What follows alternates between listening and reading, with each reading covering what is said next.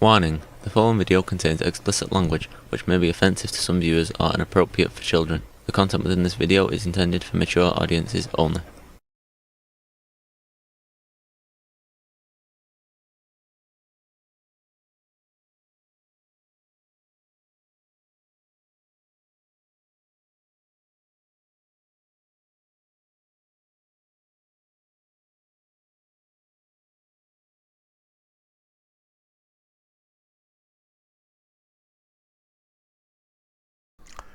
Hello.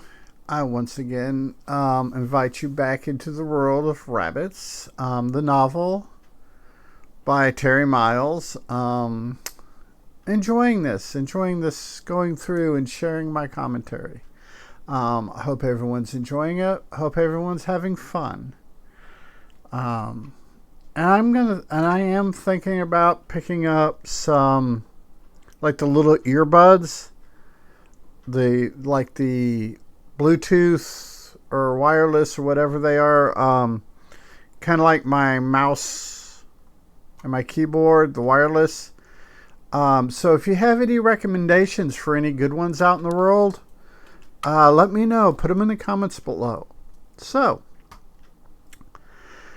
without further ado, let's get into this rabbits. It had to be close to the end of her shift. She desperately wanted everything to be all right.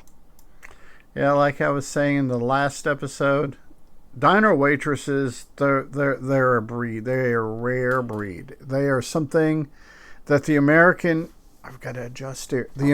people highly undervalue. They are this wonderful amalgamation of empathy, apathy, and just not giving any fucks. So, Everything is perfect.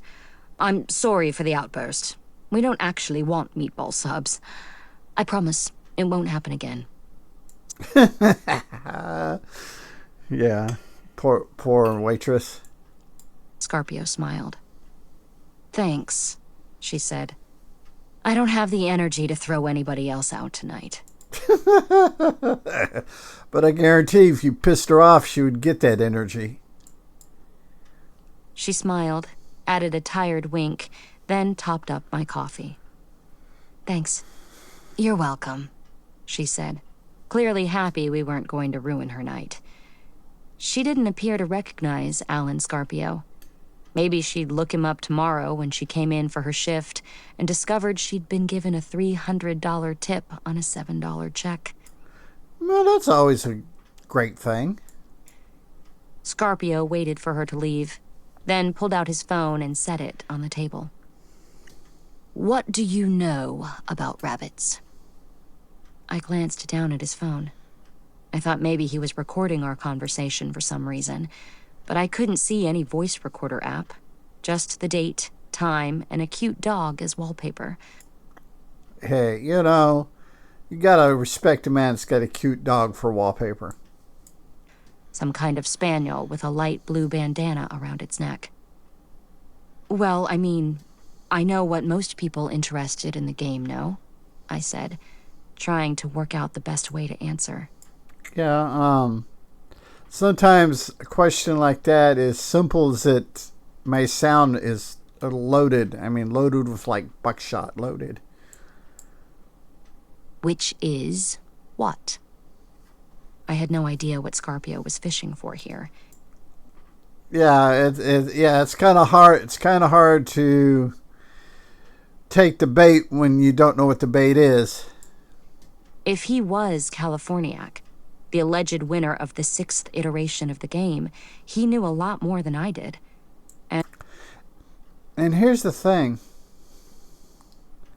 How old was he when he won the game? Because if he's in his mid-60s or mid-50s now, 2000, we'll say 2000, we'll say this takes place in 2021, the year the book came out. And it was a few years before that the 9th iteration, 2015, I think, was when the ninth iteration may or may have finished with Riley and that adventure. So he may have been in his 20s, late 20s maybe. And if he wasn't Californiac, well, he was still a billionaire. And if he wanted to learn about rabbits, all he had to do was hire an expert. You don't know. He may be hiring an expert. You just don't know you're an expert. I mean, don't get me wrong. I know quite a bit. Among my friends and the handful of rabbits aficionados I know, I am considered something of an authority on the game. But Alan Scarpio could afford the best. Or, at the very least, somebody a fuckload better than a perpetually underemployed gamer who'd spent the last few minutes frantically tapping out a decades-old tennis match. The thing is a lot of people that should be considered experts don't consider themselves experts because they're humble enough to understand they don't know everything and there's always more to learn about something, so... You're not worried about the warnings surrounding the game? You play, you never tell? Scarpio asked, repeating a section of the Prescott competition manifesto that I'd played earlier in the arcade. Of course not, I said. Although, like anyone seriously interested in the game, I'd heard rumors about all kinds of dangerous things surrounding rabbits, including the mysterious wardens, potentially deadly figures. Yeah. And then we go all the way back to the car crash a few episodes back. Or a few videos back, I should say. I shouldn't say episodes, videos. Whose job it was to protect and maintain the integrity of the game at all costs. So that makes you wonder why, if maybe the wardens are trying to take Emily Connor out for talking about it, for telling.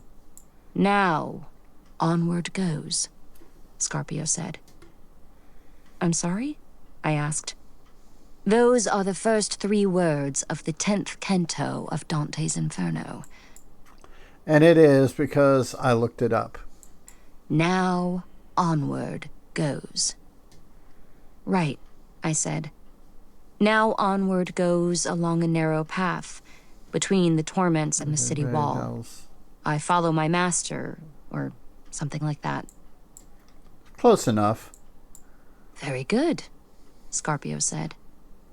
Thanks, I said. I spent half a semester studying Dante's Inferno. And it's almost... Dante's Inferno is a good poem. It's also...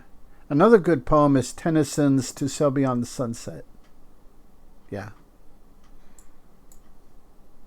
No, it's not that. To Sail Beyond the Sunset is a Heinlein novel. Ulysses is the name of the Tennyson poem that I'm thinking of. What? I mean, why...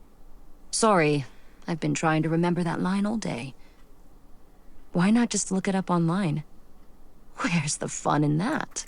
And I do the same thing.